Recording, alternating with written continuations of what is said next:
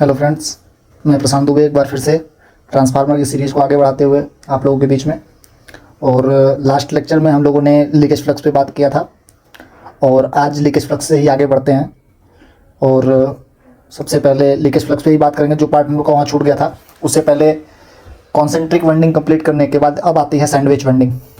Sandwich winding पढ़ लेंगे तो हम लोग को एक पास आइडिया हो जाएगा कि कॉन्सेंट्रिक और सैंडविच दोनों में क्या डिफरेंसेस हैं, किस में लीकेज ज़्यादा किस में लीकेज कम होती है, उसका एक आइडिया लगेगा। फिर हम लोग वो डिफरेंस को देखते हुए आगे बढ़ेंगे और इसमें आज आपको कंस्ट्रक्शन बिहाफ पे सारे टॉपिक्स मिल जाएंगे। तो हम लोग चलिए स्टार्ट करते हैं। सबसे पहले आता है सैंडविच वाइंडिंग। जैसे कि इसमें आपको नाम से ही क्लियर है, सैंडविच मतलब एक लेयर के ऊपर दूसरी लेयर रखना ही सैंडविच है।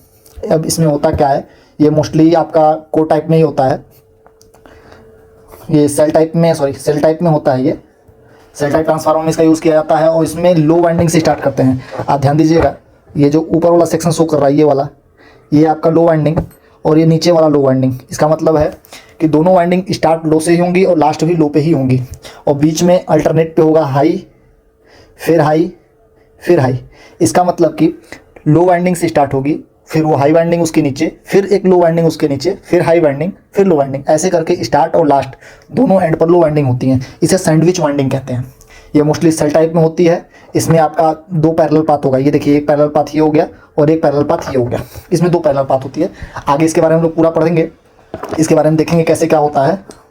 और सबसे पहले अभी हमने लास्ट में देखा था कि कॉन्सेंट्रिक वाइंडिंग, जो कि एक इस तरीके से वाइंडिंग थी जिसमें सबसे पहले लो फिर इंसुलेशन और फिर हाई, इस तरीके से हम वाइंडिंग कर रहे थे, वो कॉन्सेंट्रिक थी। और उसी का दूसरा जब हमारा आपका इस टाइप की स्ट्रक्चर आती है तो इसे कहते हैं सैंडविच वाइंडिंग। अब हम लोग आगे देखते हैं sandwich winding. Sandwich winding, in this winding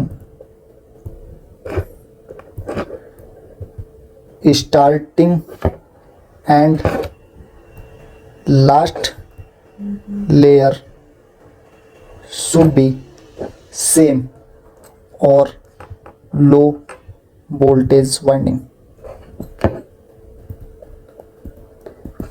तो आप लोग इसे समझ पाते हैं कि सैंडविच वाइंडिंग में लो वाइंडिंग से स्टार्ट करते हुए आप अल्टरनेट तौर पे रखते जाएंगे, लो के बाद हाई, फिर हाई के बाद लो, फिर लो के बाद हाई, फिर लास्ट में लो। ऐसे करके आपके पास स्टार्टिंग और लास्ट टर्मिनल दोनों लो टर्मिनल, लो वोल्टेज की टर्मिनल मिलेगी। और उसके लिए अब इसमें हम लोग आपको लीकेज फ्लक्स से रिलेट कुछ दिखाना चाहते हैं, आप उसको समझिएगा। कॉन्सेंट्रिक में ये सीन थी कि ये वाइंडिंग थी आपकी और इस वाइंडिंग से होते हुए कुछ फ्लक्स यहाँ से अपना पाथ कंप्लीट करना चाहती थी और जो इसमें से जाती थी वो आपका एक तरीके से यूजफुल फ्लक्स होती थी, यूजफुल फ्लक्स। और जो ये वाला सीन था इसे कहते थे अनयूज्ड फ्लक्स। और इसी अनयूज्ड फ्लक्स को हम लीकेज फ्लक्स कहते थे, जिसे फाई एल से शो करते थे। अब सैंडविच वाइंडिंग में जो फ्लक्स है, सैंडविच वाइंडिंग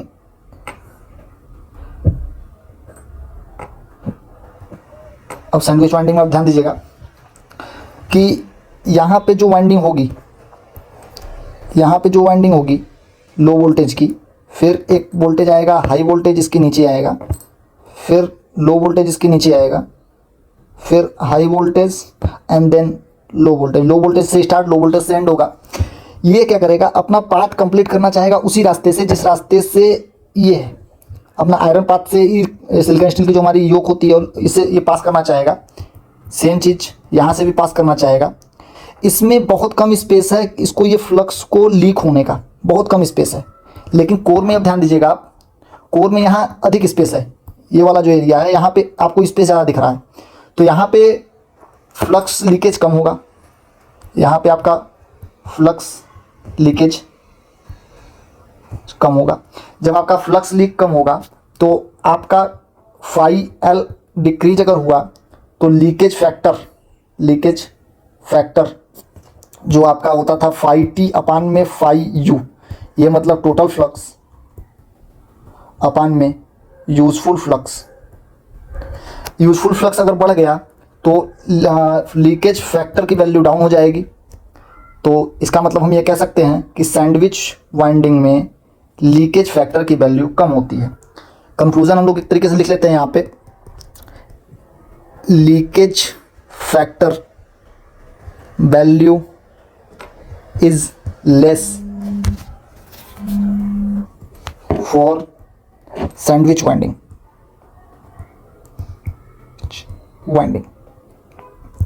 ओके, अब हम आते हैं लीकेज को कैसे कम कर सकते हैं। लीकेज को कम करने के लिए आपने पढ़ा होगा phi L equal to M M F upon में एस। यहाँ एस रिलेक्टेंस है और रिलेक्टेंस का फार्मूला होता है एल अपान में म्यू नॉट म्यू और ए, म्यू नॉट म्यू और ए। अब यहाँ से आपने देखा होगा कि S is proportional to L, मतलब जितना अधिक लेंथ उतना अधिक रिलेक्टेंस, और जितना अधिक रिलेक्टेंस उतना कम लीकेज फ्लक्स। इसका मतलब कि विंडो को अगर हम बढ़ा दें, व्हाट इज विंडो, मैं आपको विंडो दिखाता हूँ। ये चीज़, ये वाला एरिया, इसे कहते हैं विंडो। ये जितना अधिक होगा वो हमारा लीकेज फ्लक्स को उतना ही कम करेगा। तो रिड्यूस कैसे कर सकते हैं, तो for reduce the leakage flux window should be high, window should be high. Okay, अब आता है difference between shell type and core type transformer. तो सबसे पहले आपको जो चीज़ें याद रखनी है, डेफिनेशन, कोर टाइप का डिफरेंस क्या होता है और सेल टाइप का डिफरेंस क्या होता है। कोर टाइप में एक ही पैरेलल पाथ होती है, सेल टाइप में दो पैरेलल पाथ होता है। कोर टाइप में वाइंडिंग एक ही साइड पे दोनों रखी जाती हैं, लो और मीडियम, और उसे आधा आधा बांट करके हाफ हाफ करके दो लिंब पर बांधा जाता है। ठीक है, अभी इसका डिफरेंस। फिर लेमिनेशन शेप क्या होती है। कोर टाइप, इसमें मैं आपको दिखाता हूँ बना के, ये देखिए, इसमें हम लोग आपको बताए थे कि एल टाइप या फिर यू टाइप और आई टाइप, ये दो तरीके से आप सेल को, कोर को डिजाइन कर सकते हैं।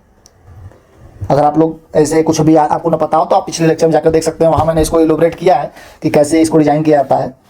और सेल टाइप में क्या होता है, सेल टाइप में ये बीच वाले पोर्शन में एक और आता है, तो ये हम बना सकते हैं E type and I and U and T से।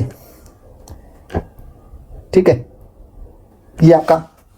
और फिर उसके बाद नेक्स्ट हम लोग देखते हैं, नेक्स्ट हमारा क्रॉस सेक्शन एरिया आपको पता है, या तो स्क्वायर होगा या फिर कुर्सी फॉर्म होगा।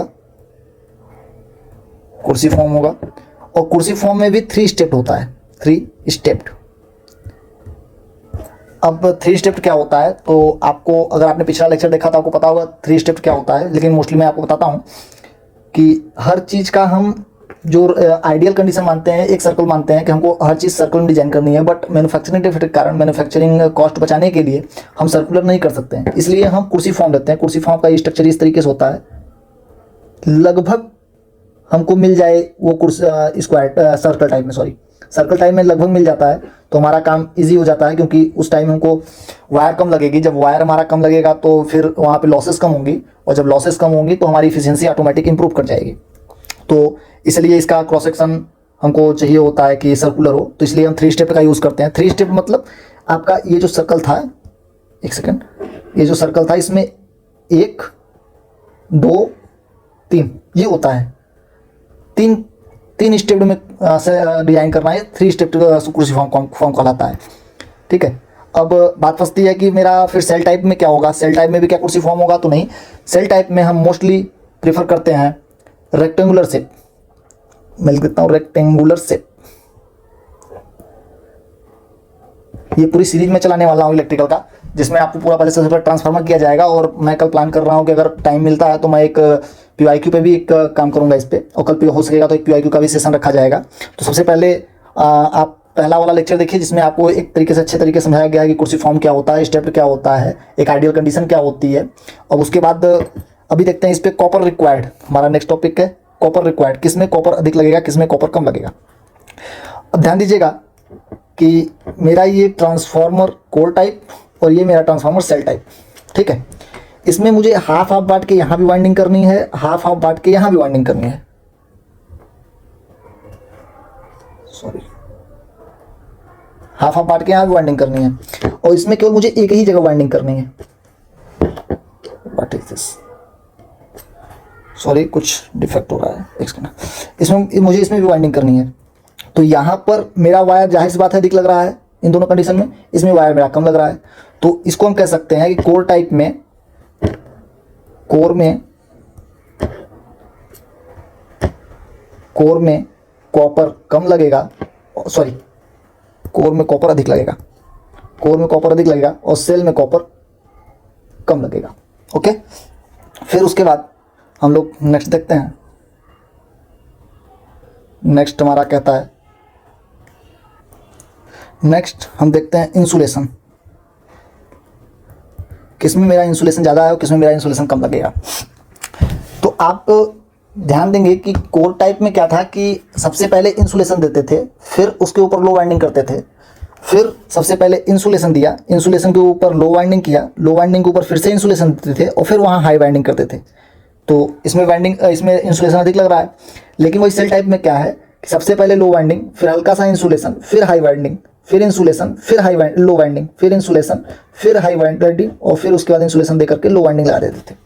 तो यहाँ पे इस कंडीशन में मेरा जो इंसुलेशन एक कम लग रहा है, यहाँ पे हमें दो साइड में इंसुलेशन देना है, तो इसलिए यहाँ मेरा इंसुलेशन अधिक लग रहा है। इंसुलेशन अधिक लग रहा है तो इसका मतलब कॉस्ट बढ़ जाएगी, यानी कॉस्ट, ये दोनों सेम डिपेंडेंट है, सेम बढ़ेंगे घटेंगे, दोनों कंडीशन सेम है। फिर उसके बाद हम लोग फ्लक्स देखते हैं कि फ्लक्स किसका ज़्यादा होगा, किसका फ्लक्स कम होगा। तो फ्लक्स, तो सबसे पहले ये कोर टाइप का, आपने यहाँ पे वाइंडिंग किया, आपने यहाँ वाइंडिंग किया, तो फ्लक्स के लिए केवल एक ही पाथ है, ध्यान दीजिएगा, फ्लक्स के लिए केवल एक ही पाथ है। और जो फ्लक्स यहाँ से जाएगी, अगर यहाँ से 100 फ्लक्स जाती है तो 99 से 98 फ्लक्स, 98 फ्लक्स इसमें से हो जाएगी, यानी 98%। तो हम कह सकते हैं कि इसका यूनिफॉर्म रहता है, यूनिफॉर्म फ्लक्स रहता है, ठीक है। मतलब जितनी फ्लक्स इस वाले रेंज में मिलेगी आपको, उतनी ही फ्लक्स आपको यहाँ पे मिलेगा, उतना ही लगभग फ्लक्स यहाँ मिलेगा, उतना ही फ्लक्स यहाँ मिलेगा। इसलिए कोर टाइप में फ्लक्स यूनिफॉर्म होता है। और वहीं सेल टाइप में अगर हम बात करते हैं, सेल टाइप में क्या होता है, तो सेल टाइप में आपको मैं दिखाता हूँ।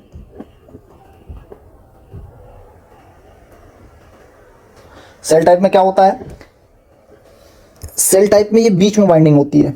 मैं पूरा लो वाइंडिंग हाई वाइंडिंग नहीं बना रहा हूँ, आप इससे ऊपर से समझ लीजिएगा कि ये रही। अब आधा फ्लक्स तो यहाँ से निकला और आधा फ्लक्स यहाँ से निकला, तो इसका मतलब क्या होता है, इस कंडीशन, इस वाले रेंज में हाफ फ्लक्स ले जाएगा, यानी 5/2, और इस वाले फ्लक्स में 5/2, और यहाँ पे हमें मिलेगा 5। इसका मतलब कह सकते हैं नॉन यूनिफॉर्म फ्लक्स मिलता है हमें सेल टाइप में, नॉन यूनिफॉर्म फ्लक्स, ठीक है। तो अभी आप लोगों ने समझा कि यूनिफॉर्म कैसे हुआ, नॉन यूनिफॉर्म कैसे हुआ। ये क्वेश्चन कई बार आ चुके हैं कि किसमें इंसुलेशन में आपका अधिक लगता है, किसमें इंसुलेशन कम लगता है, कौन यूनिफॉर्म देता है, कौन नॉन यूनिफॉर्म देता है। अब जब इतना डिजाइन बना है तो अभी इसमें समझ लेते हैं कि इसमें मैग्नेटिक सर्किट कितनी है। तो मैं टॉपिक डालता हूँ insulation circuit, insulation circuit. Insulation circuit means कि आपका इंसुलेशन सबसे पहले लगा, फिर लो वाइंडिंग लगा, फिर इंसुलेशन लगा। इसमें 2 लेवल पे लगा, 2 लेवल पे लगा, और इसमें केवल आपका एक लो वाइंडिंग, फिर इंसुलेशन, फिर हाई वाइंडिंग, बीच में केवल एक लग रहा है। और यहाँ लो और हाई के बीच में 2 इंसुलेशन लग रहे थे, ठीक है। तो इंसुलेशन सर्किट हो गया। फिर आता है magnetic circuit, magnetic circuit, okay. Magnetic circuit क्या होती है, इस चीज़ को देखिए। आप लोगों ने पढ़ा होगा कि सीरीज एंड पैरेलल, मैं आपको सीरीज पैरेलल थ्रू में समझाऊंगा तो आपको समझने में आसानी होगी। ये देखिए, एक ही सर्किट बन रही है, एक क्लोज लूप। मैं ऐसा बोल रहा हूँ आपको समझने के लिए, ये क्लोज लूप ऐसा नहीं होता, ये मैग्नेटिक सर्किट है। और इसमें देखिए, इसमें 2 क्लोज लूप बनेंगे, देख रहे हैं। तो इसका मतलब क्या निकलता है, सेल सेल टाइप में 2 सर्किट, 2 मैग्नेटिक सर्किट, और कोर टाइप में 1 मैग्नेटिक सर्किट बनती है। इस चीज़ पे ध्यान दीजिएगा, मैग्नेटिक सर्किट कोर में 1 और सेल में 2 बनते हैं, ठीक है। फिर आगे हम बात करते हैं कि आपका कूलिंग जितने भी इंपॉर्टेंट टॉपिक आए हैं रास्टर पेपर में, वो सारे को मैं एक जगह कैलकुलेट कर रहा हूँ, आप लोग इस पे ध्यान दीजिएगा। कूलिंग, इस वाली कंडीशन में वाइंडिंग मेरा बाहर है, आप देखिएगा नेचुरल कूलिंग, इस वाले में मेरा वाइंडिंग बाहर है और इस वाले में वाइंडिंग मेरी अंदर है। तो आप ही सोचिए, जो चीज़ बाहर होगी वो एयर के जब कंट्रोल में आएगी, एयर के कांटेक्ट में आएगी तो ऑटोमेटिक वो जल्दी ठंडी होगी, और जो अंदर है, इस वाली वाइंडिंग की बात कर रहा हूँ, जो वाइंडिंग अंदर है वो एयर के कांटेक्ट में बहुत कम आएगा, और जब एयर के कांटेक्ट में बहुत कम आएगा तो वो जल्दी ठंडा भी नहीं होगा। तो इसलिए हम कह सकते हैं कि natural cooling, NATURAL, natural cooling मेरा इसमें पॉसिबल है, पॉसिबल, और इसमें नॉट पॉसिबल। मतलब कोर टाइप में नेचुरल कूलिंग हो सकती है, बट सेल टाइप में नेचुरल कूलिंग नहीं हो सकती। ये भी क्वेश्चन इंपॉर्टेंट है, इसको आप मार्क कीजिए, ये चीज़ इंपॉर्टेंट, एंड ये फ्लक्स इंपॉर्टेंट, ये दोनों क्वेश्चन आए हुए हैं। फिर उसके बाद कूलिंग के बाद मैकेनिकल स्ट्रेंथ पे अगर हम बात करें कि किसकी मैकेनिकल स्ट्रेंथ अधिक है, किसकी मैकेनिकल स्ट्रेंथ अधिक है, तो मैकेनिकल स्ट्रेंथ मतलब किस, जो अधिक स्ट्रांग हो मैकेनिकली।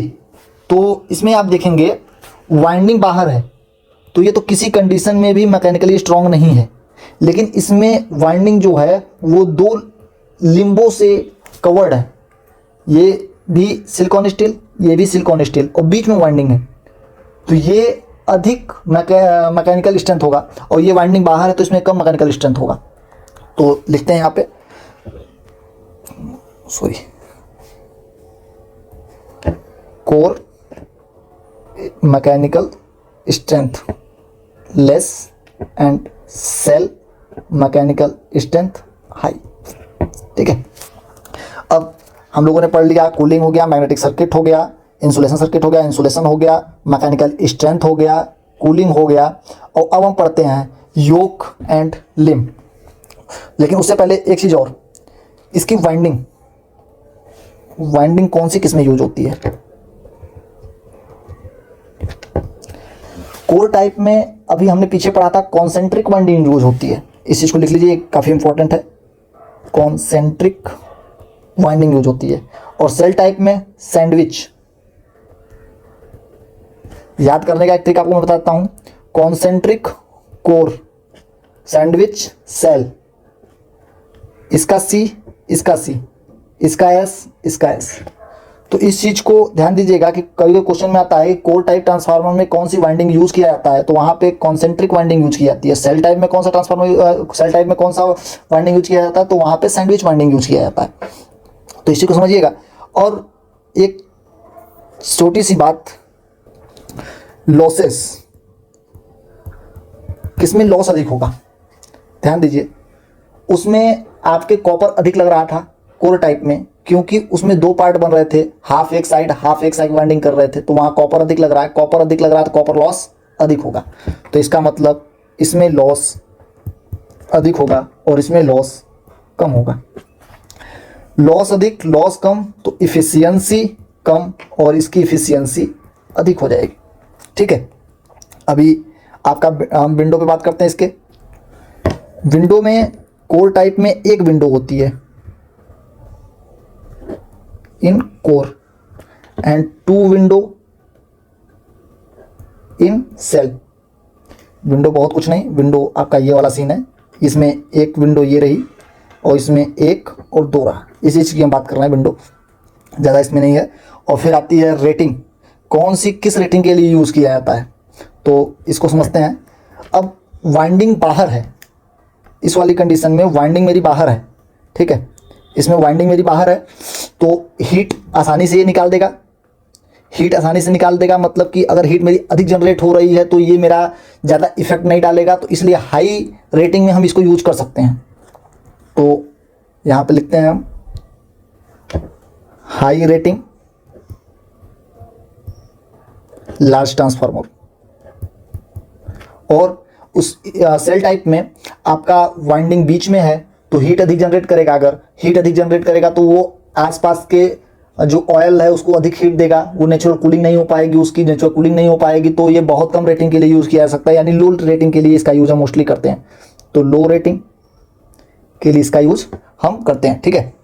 जाहिर सी बात है, ट्रांसफार्मर में अगर हाई रेटिंग का यूज़ करना है, हाई रेटिंग की ट्रांसफार्मर को चाहिए तो वहाँ पे हम मोस्टली कोर टाइप को ही प्रेफर करते हैं, और जहाँ हमको लो रेटिंग चाहिए होती है वहाँ पे हम सेल टाइप का यूज़ करते हैं। अब लिम्ब और योक, ये है इंपॉर्टेंट टॉपिक। लिम्ब और योक होता क्या है, तो सबसे पहले समझने के लिए मैं बनाता हूँ एक,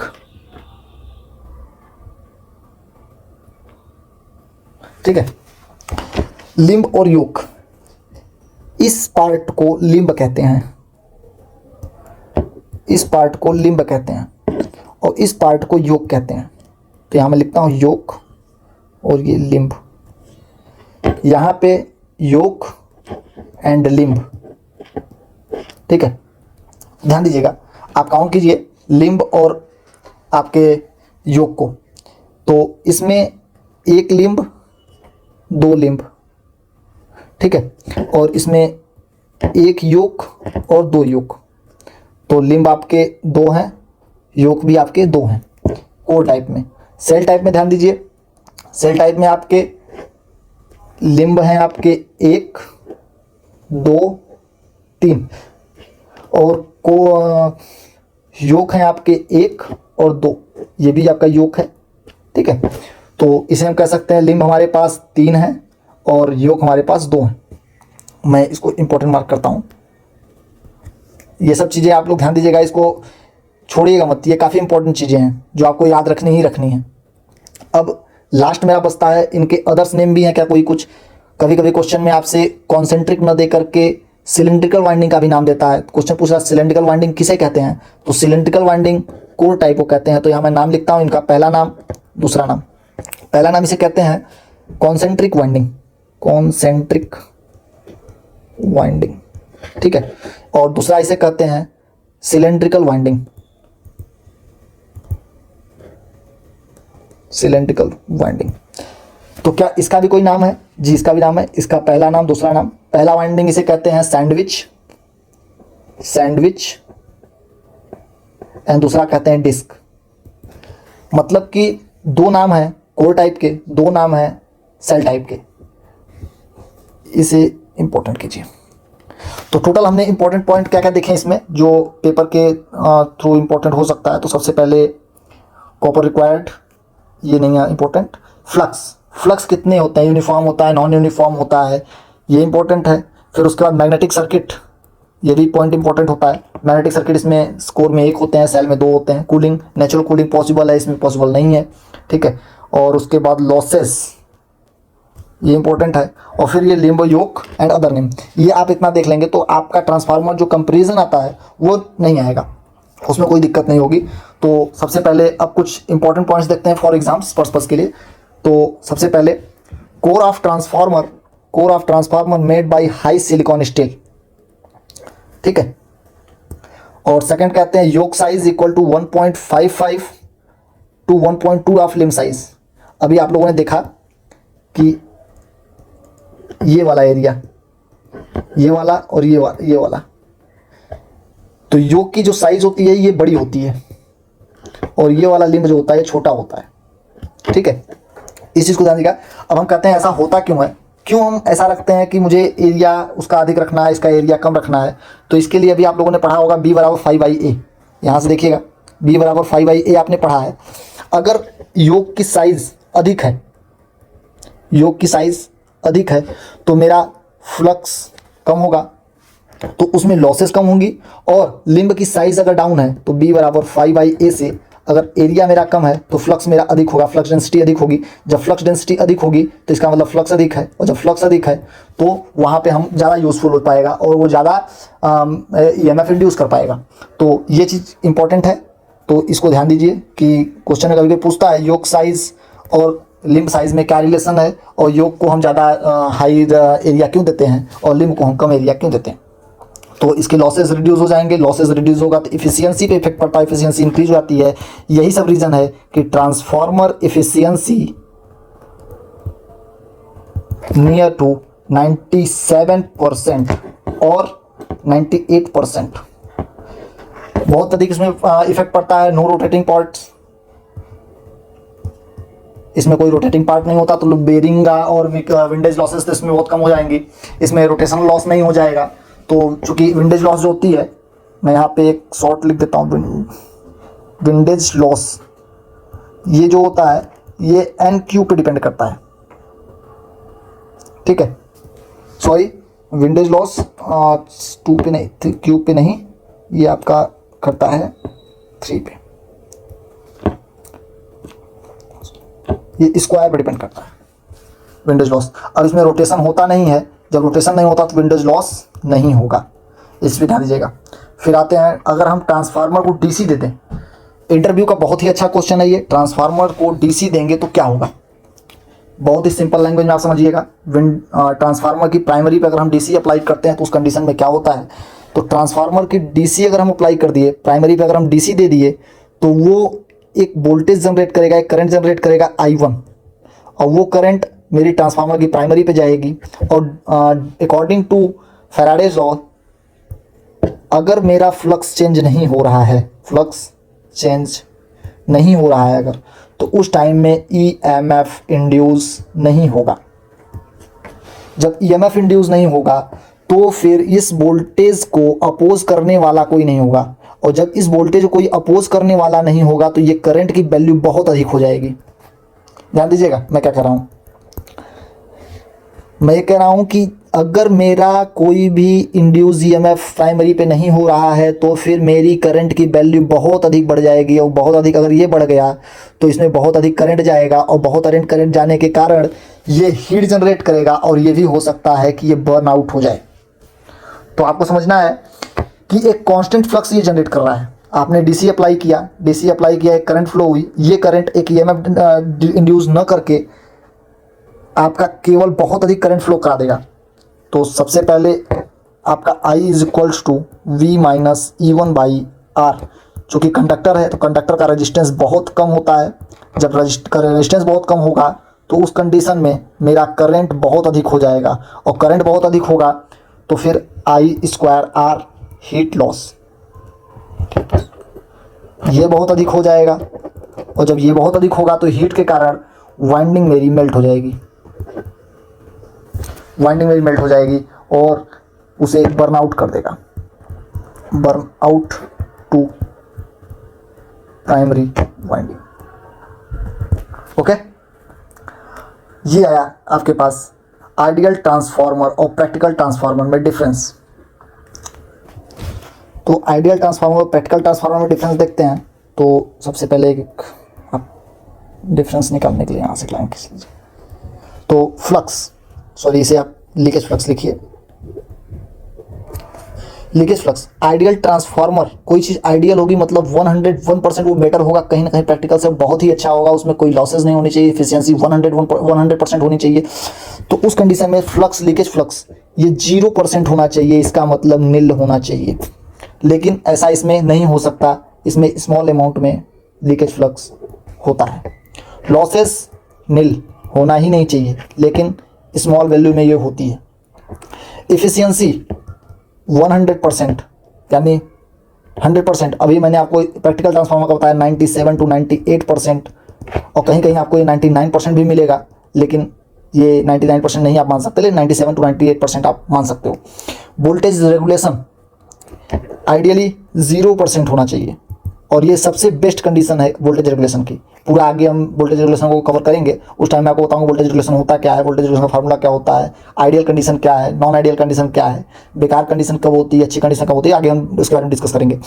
लेकिन प्रैक्टिकल ट्रांसफार्मर में ये 0% नहीं हो सकता है, ये इसकी वैल्यू कुछ ना कुछ होती है, यानी स्मॉल वैल्यू होती है, ठीक है। कोर परमिएबिलिटी इनफाइनाइट, सोचना ही नहीं है, इसकी वैल्यू इनफाइनाइट होनी ही चाहिए अगर आइडियल है तो, लेकिन आप ये फिनाइट होती है, इनफाइनाइट नहीं, इसके कुछ वैल्यू जरूर होगी आपको। रिलक्टेंस इसकी रिलक्टेंस को आप थोड़ा थोड़ा रेजिस्टेंस से कंपेयर कर सकते हो, अगर आपने रिलक्टेंस नहीं पढ़ा है तो, कि किसी भी आइडियल कंडीशन की रेजिस्टेंस 0 होती है तो वह सुपर कंडक्टर हो जाता है, लेकिन ऐसा प्रैक्टिकली पॉसिबल नहीं है। Some value of reluctance present. ठीक है, ये आप लोगों ने डिफरेंस देख लिया आइडियल और प्रैक्टिकल के। अब आते हैं ट्रांसफार्मर के कंपोनेंट्स के बारे में। तो धीरे धीरे आप थोड़ा यहाँ पे देख लीजिए, ये कंजर्वेटर है, ये जो आप लोग पार्ट देख रहे हो ये कंजर्वेटर है, इसमें ऑयल फिल होता है। ये जो आपका चैम्बर्स है इसमें से ऑयल आपको फिल किया जाता है, यहाँ से आप ऑयल फिल करते हो। और ऑयल कभी भी हम पूरा नहीं फिल करते, ऑयल को हम 70% to 80% ही फिल करते हैं, 70 to 80% ही ऑयल इसमें फिल किया जाता है। क्योंकि कल को जब ट्रांसफार्मर मेरा वर्किंग कंडीशन में आए और वो हीट होने के बाद जब वो कुछ गैसेज जनरेट करेगा, कुछ उबाल आएगा उसमें, और उसके कारण अगर हमारा ट्रांसफार्मर पूरा हमने फिल कर दिया, पूरा अगर हमने कंजर्वेटर को ऑयल से फिल कर दिया, तो उस कंडीशन में वो डिजायरेबल नहीं होगा कि वो एक्सपेंड कर पाए। कंजर्वेटर हमेशा एक तरीके से कहते हैं कि ट्रांसफार्मर को सांस लेने के लिए जो जगह देता है वो कंजर्वेटर ही देता है। तो इसलिए इसमें हम 70 से 80% ऑयल भरते हैं, और वो ऑयल को 100% इसलिए नहीं भरा जाता क्योंकि कल को जब हीट जनरेट होगा तो गैसेस को इकट्ठा होने के लिए और उसे बाहर निकलने के लिए जगह जनरेट कराता है। फिर ये एक्सपेंशन वेंट कहलाता है। वेंट है ये, आप लोगों ने देखा होगा कुकर की सीटी में भी एक वेंट लगा होता है। जब बहुत अधिक प्रेशर हो जाता है और कुकर फटने वाली कंडीशन में पहुंचता है तो उससे पहले ही वो एक वेंट होती है, वो बाहर निकल करके उस गैस को रिलीज कर देती है और हमारा कुकर फटने से बच जाता है। सेम वही काम यहाँ पे इसका भी होता है। ये ट्रांसफार्मर की टैंक में जब बहुत अधिक गैस जनरेट हो जाती है और ट्रांसफार्मर फटने की कंडीशन में पहुंचता है तो उस टाइम ये एक्सपेंशन वेंट का आगे का जो डायफ्राम लगा होता है वो फट के निकलता है और सारी गैसेज को और ऑयल्स को यहाँ से फेंकने लगता है बाहर। तो उसके बाद मेरा ट्रांसफार्मर फटने से बच जाता है।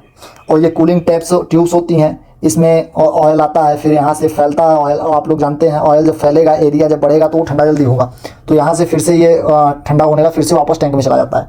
ये होता है बुखोल्ज रिले के बारे में आप लोगों ने देखा होगा कि कंजर्वेटर टैंक और मेन टैंक के बीच में इसको लगाया जाता है। इसमें मरकरी के 2 फ्लोट होते हैं। ये मेरा अलार्म का भी काम करता है और सर्किट को ब्रेक करने का भी यही काम करता है। ठीक है, तो आप इसके बारे में डिटेल से पढ़ते हैं।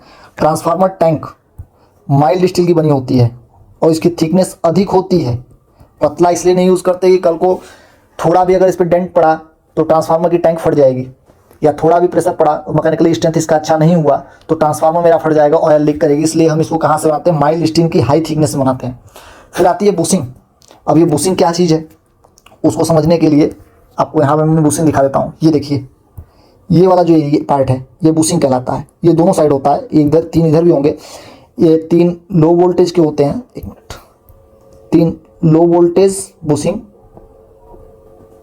और इधर वाले जो होते हैं 3 यहाँ बने होंगे वो हाई वोल्टेज बुशिंग को लाते हैं। ठीक है, हाई वोल्टेज की वायर आती है और इन तीनों से कनेक्ट होती है, और लो वोल्टेज की वायर यहाँ से निकल जाती है बाहर। ठीक है, अब ये फिर आगे आपका चली जाती है ग्रिड से होते हुए। तो ये बुशिंग है। बुशिंग का काम क्या है? एक तरीके से ये इंसुलेटर है। ठीक है, ये एक तरीके से इंसुलेटर है। जो मेन टैंक और वायर, ये वायर है, ये वायर इसके अंदर से बाहर निकल रही है। ठीक है, वाइंडिंग, इसके अंदर वाइंडिंग है, इस वाइंडिंग से वायर निकली और इस बुशिंग से होते हुए बाहर निकल आई। ठीक है, ये वाइंडिंग से वायर एक आई और ये बुशिंग से होते हुए बाहर निकली। अगर ये बुशिंग ना होता, आप सपोज करो अगर ये बुशिंग ही ना होता तो वो वायर इसी माइल्ड स्टील से कनेक्ट होता और पूरे ट्रांसफार्मर में करंट फ्लो होती। ठीक है, तो उस करंट को रोकने के लिए, प्रिवेंट करने के लिए हम यूज करते हैं बुशिंग। बुशिंग का काम separation between main tank with conductor. तो ये बुशिंग हो गया। तो आप लोग यहाँ पे देख सकते हैं लिखा हुआ है high voltage and low voltage winding terminal taken out from tank work as insulation between tank and winding. ठीक है, अब हम लोग देखते हैं आपका ट्रांसफार्मर ऑयल। स्लाइड लगता है गायब है, तो बाकी मैं यहाँ लिख देता हूँ।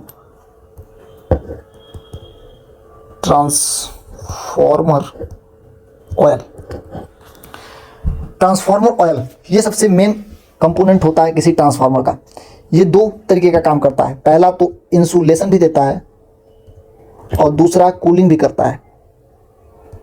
ठीक है, तो ट्रांसफार्मर में आप देख लिए कि ट्रांसफार्मर ऑयल यूज़ किया जा रहा है। ट्रांसफार्मर ऑयल होता किस चीज़ का है, इसको भी देखने के लिए सबसे पहले सबसे पहले ट्रांसफार्मर में जो ऑयल होता है वो इंसुलेटिंग और कूलिंग का काम करता है, ठीक है। रुकिए, सबसे पहले मैं एक स्लाइड ऐड करता हूँ जिसमें आपको मैं थोड़ा इसके बारे में अधिक आपको बता पाऊँगा। तो हम यहाँ लिखते हैं ट्रांसफार्मर ऑयल। तो पॉइंट इंपॉर्टेंट है सारे, ट्रांसफार्मर ऑयल से रिलेटेड जितने भी पॉइंट हैं वो सारे इंपॉर्टेंट हैं। तो सबसे पहले इसमें जो ऑयल यूज़ किया जाता है वो मिनरल ऑयल होता है, mineral oil, and synthetic oil भी यूज़ करते हैं, सिंथेटिक ऑयल यूज़ होता है। अब इसका कलर क्या होता है? इसका कलर होता है पेल येलो, ठीक है। और इसकी dielectric strength,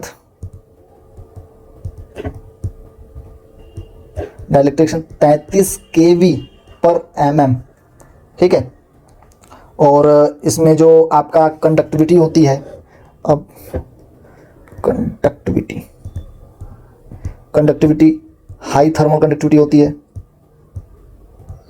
high thermal conductivity होती है। दूसरा, high specific heat capacity, low density, non toxic,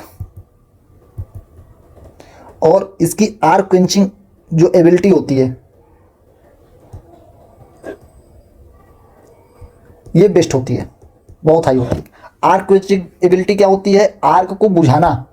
अगर मेरा ट्रांसफार्मर के अंदर थोड़ा सा भी कुछ आर्क आया, हल्का सा भी, तो वो एक तरीके से उसको कूल करेगी, उसको ठंडा करेगी और उस आर्क को ख़त्म करने का ट्राई करेगी। और अब बात करते हैं इसके फ्लैश पॉइंट पे। फ्लैश पॉइंट होता क्या है? फ्लैश पॉइंट, तो फ्लैश पॉइंट होता है minimum temperature at which transformer oil begins to convert gases। ऐसा मिनिमम टेम्परेचर जिस पर ऑयल गैस में कन्वर्ट होने लगती है उसे फ्लैश पॉइंट कहते हैं, और इसकी वैल्यू होती है 140 डिग्री सेंटीग्रेड। इंपॉर्टेंट है ये, इस पे ध्यान दीजिएगा, याद रखिएगा इसको। फिर आता है एक आपका प्योर पॉइंट। एक सेकंड में इसको प्रूव करता हूँ।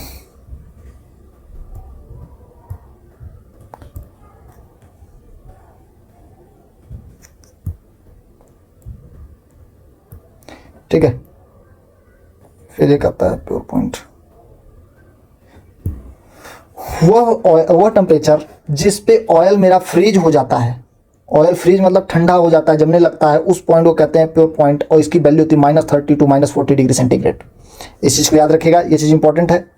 फिर ऊपर चलते हैं, जो हमने वहाँ से आया था कंजर्वेटर टैंक, मैंने आपको बता दिया था कि जब लोड बढ़ेगा, जब हमारा लोड इंक्रीज होगा, बहुत अधिक इंक्रीज होगा, तो टेम्परेचर बढ़ेगा, और जब टेम्परेचर बढ़ेगा तो ऑयल एक्सपेंड होगी। ऑयल को एक्सपेंड होने के लिए जगह चाहिए होगी, स्पेस रिक्वायर्ड होगी, और उस स्पेस की वजह से हम 70 to 80% ही फिल करते हैं कंजर्वेटर को, 100% फिल नहीं करते हैं। ब्रीदर मतलब सांस लेना, ब्रीथ मतलब सांस लेना होता, तो मॉइस्चर को रोकना इसका काम होता है ब्रीदर का, कि ट्रांसफार्मर के अंदर मॉइस्चर न जाए, उसको रोकने के लिए ही हम ब्रीदर का यूज़ करते हैं। और ब्रीदर के अंदर होता है सिलिका जेल। सिलिका जेल एक इंपॉर्टेंट काम करता है ट्रांसफार्मर के अंदर, जो अंदर मॉइस्चर को आने से रोकता है। अब सिलिका जेल होता क्या है, आप लोग देखे होंगे, कभी आपने अगर शूज़ मंगाया होगा तो उसमें एक वाइट कलर की पैकेट मिलती है, वो भी एक तरीके से सिलिका जेल का कई काम करता है, को मॉइस्चर को एब्जॉर्ब करती है। और जब ये नया होता है तो इसका कलर होता है ब्लू कलर, मतलब आपने नया सिलिका जेल खरीदा मार्केट से, ट्रांसफार्मर में आप कोई नया ट्रांसफार्मर इंस्टॉल हो रहा है, वहाँ देखिए ब्रीदर के अंदर आपको ब्लू पार्टिकल्स दिखेंगे, तो वो होती है सिलिका जेल होती है। लेकिन जैसे जैसे वो वर्किंग होने लगा, उसमें काम होने लगा, तो वो मॉइस्चर को एब्जॉर्ब करने लगा, और धीरे धीरे उसका कलर होने लगा पिंक। इसका मतलब ब्लू से वो पिंक साइड ट्रांसफ़र होगा, मतलब स्टार्ट में वो ब्लू होगा और लास्ट में वो पिंक होगा। तो आपके माइंड में क्वेश्चन आएगा कि अगर हमने सिलिका जेल एक बार खरीद लिया तो क्या वो एक बार काम करने के बाद दोबारा खराब हो गया? ऐसा नहीं होता है। अगर ट्रांसफार्मर के सिलिका जेल को फिर से हम आग पर भून दें, भूनना मतलब कि किसी पार्ट में लेकर के उसको हम चलाते रहें अगर आग पे, तो मॉइस्चर को रिलीज करेगा अगेन, और मॉइस्चर एयर में चली जाएगी और फिर से वो मेरा पिंक से ब्लू साइड में ट्रांसफर हो जाएगा और फिर से हम उसको यूज कर सकते हैं। ठीक है। बुखोल्ज रिले, बुखोल्ज रिले को मोस्टली हम लोग आपका 500 केवीए के ऊपर यूज करते हैं। और बुखोल्ज रिले में होता क्या है, एक सेकंड मैं यहीं पे आपको छोटा सा बना के दिखाता हूं।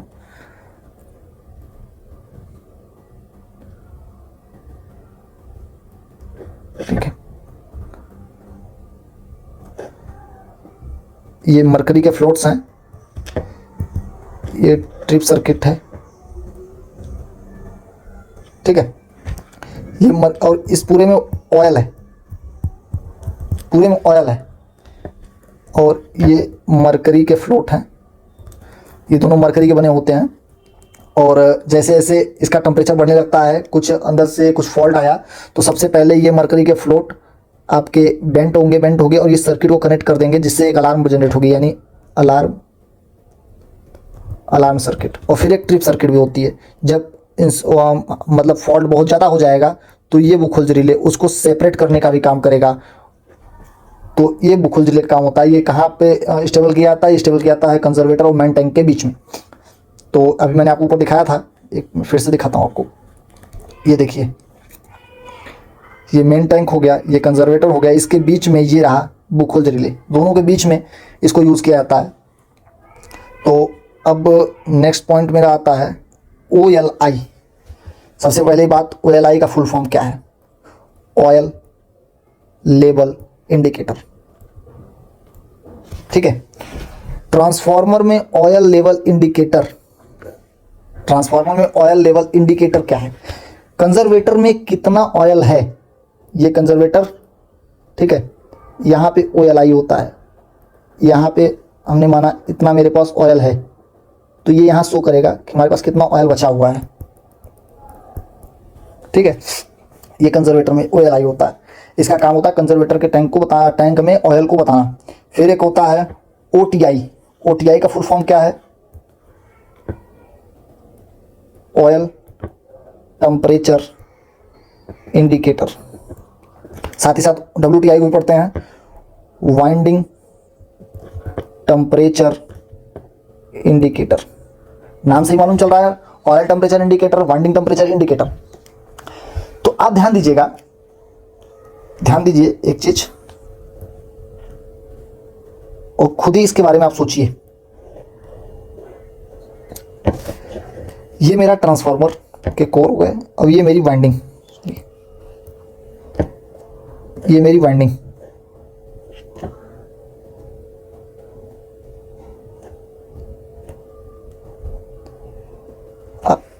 एक चीज ध्यान दीजिए, इसमें मेरे नंबर ऑफ टर्न्स कम है, इसमें नंबर ऑफ टर्न्स अधिक है। नंबर ऑफ टर्न्स अधिक होने का मतलब ये ट्रांसफार्मर स्टेप अप है।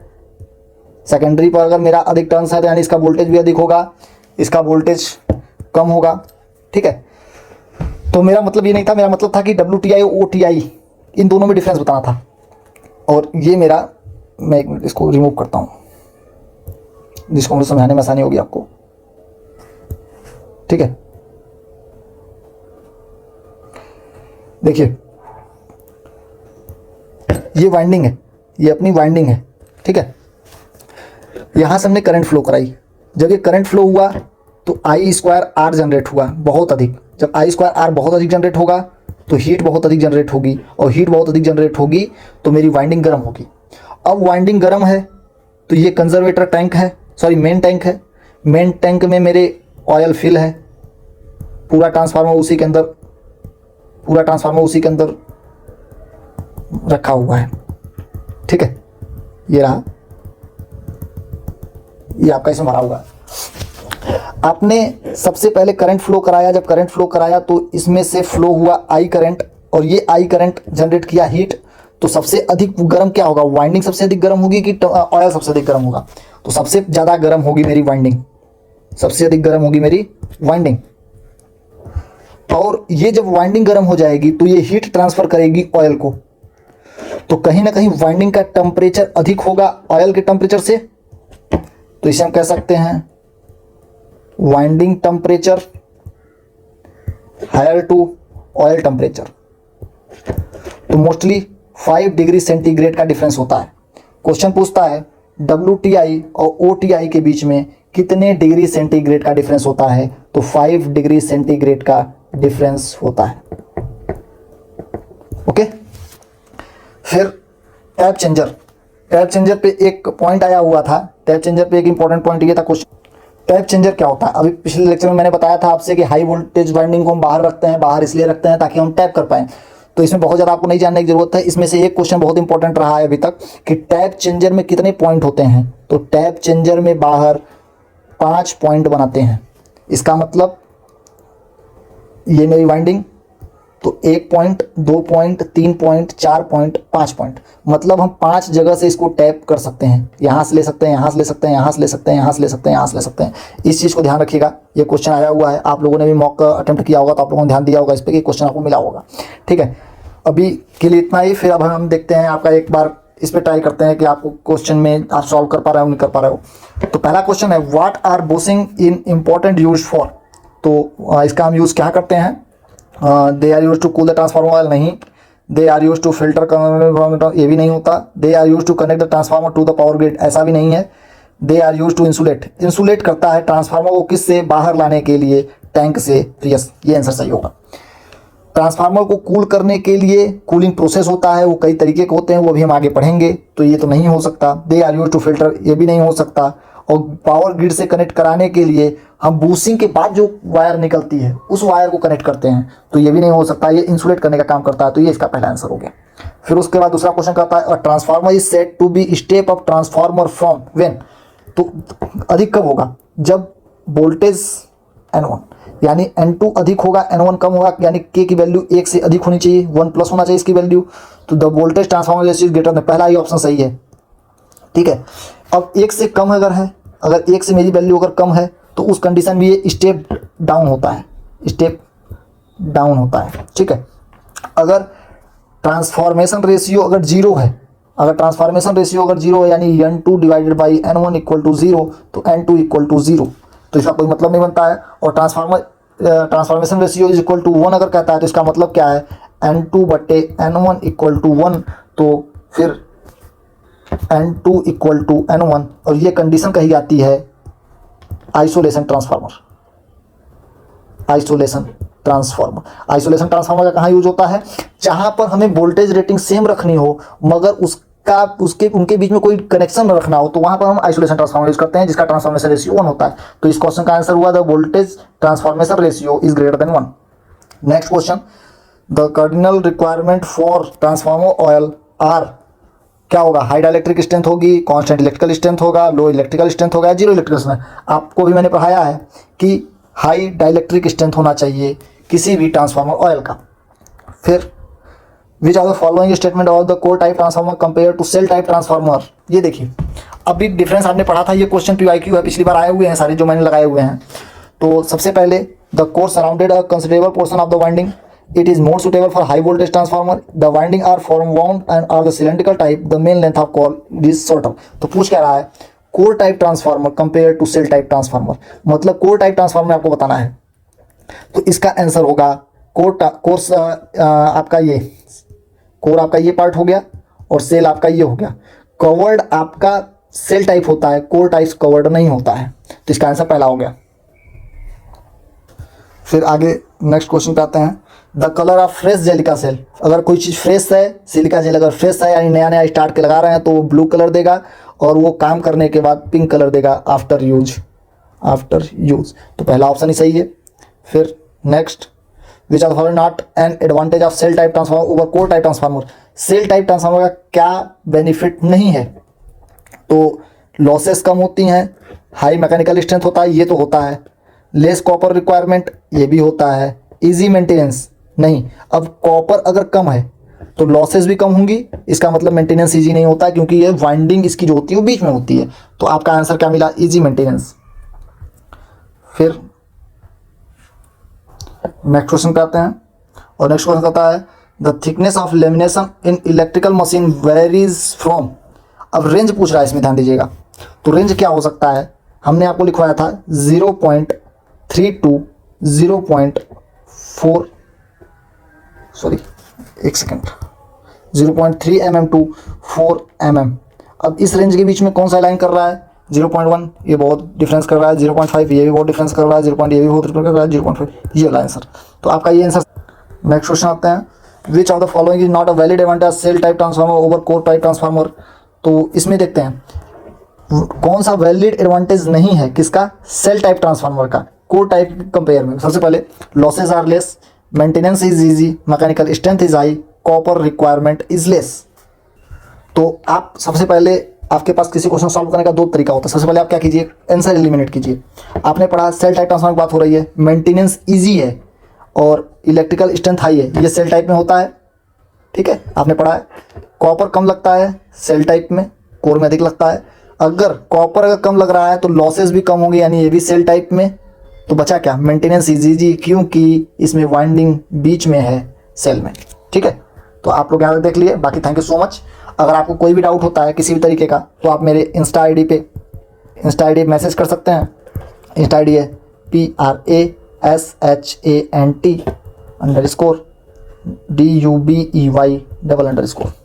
आप इसे मैसेज करके मुझे कुछ भी पूछ सकते हैं। अगर आपको कोई रिलेटेड से कोई क्वेरी होती है या कोई क्वेश्चन आपको समझ में आता है तो आप इसमें सजेशन भी दे सकते हैं। थैंक यू सो मच, मिलते हैं नेक्स्ट वीडियो में। अगर हो सकता है तो कल मैं फिर से एक बार PYQ पे भी काम करूंगा, PYQ के बीच में लेके आऊँगा। तो मिलते हैं कल फिर, थैंक यू सो